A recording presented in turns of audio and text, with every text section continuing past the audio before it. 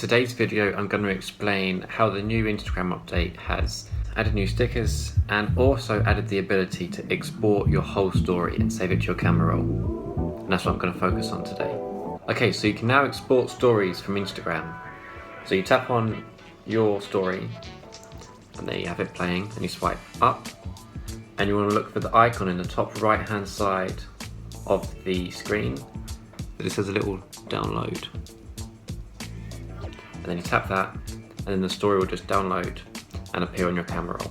It's that easy. Once you've downloaded your story, there's a number of things you can do with it. I would suggest uploading it to Snap. The other thing Instagram added in this update is the ability to add stickers, similar to Snapchat, onto your story. So you take a photo as normal, so ding. So there's a little photo there, and you just go to the stickers at the top. At the moment, you can't pin them to a video, which is a little bit more limited, but you've got all the same sort of things you normally would on Snapchat. Along with that, they've also got location stickers, which is a little bit like geofilters. It's still not the same as Snapchat in terms of the level of creativity you can have, so you can't pin something like you can on Snapchat, which for now I suppose is fine for them. But the main feature Instagram have added here is the ability to export a story. Editing. When you make a story on Snapchat, as you go you're building a story, so you're thinking of the flow in your head first, and then you might add a bit of text, you might add some filters, you might do a little bit of changes at the time. It's all in the moment. But on YouTube you have to create all the content at once, or throughout a day, a couple of days, and then edit it all in one go, which makes it much more time consuming to begin with. But saying that, sometimes that's a good thing if you know what you really want to say. But most of the time Snapchat's much easier to just start talking, and then after a few minutes you put it all together, it's done there and then. You don't have to worry about it later.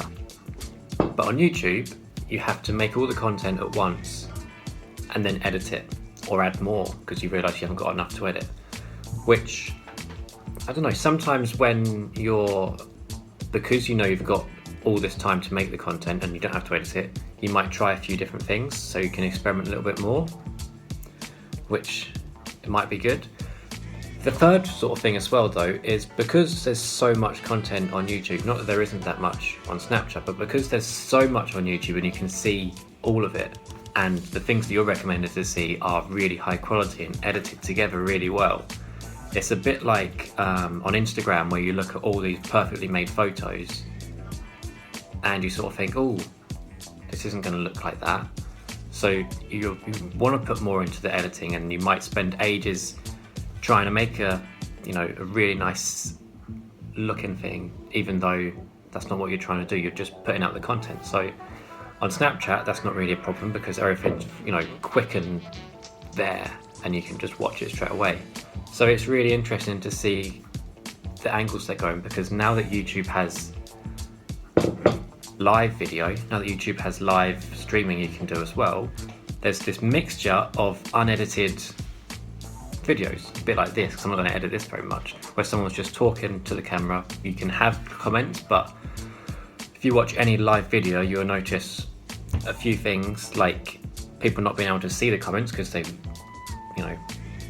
if you've got any sort of following, comments on a live video go through really fast. That's something that Periscope and others have difficulties with as well. So live streaming, I don't think live streaming is the answer, because people are so busy they can't just drop everything and watch a live stream, and then when you watch it back it's not the same, because there's just gaps where people are either waiting for people to arrive and start watching, or there was just a lull in the video. So overall I would say YouTube's better at some things. If you want to make like really intricate, almost mini films, it's probably better for you. But if you want to just put some content out, promote your skills or your knowledge or your business, Snapchat stories and that sort of medium where you're talking to a phone vertically works a lot better. But saying that, I think there's a lot of scope for people that want to make films and filmmaking and really jump into storytelling. There's a lot more they can do in vertical videos as well.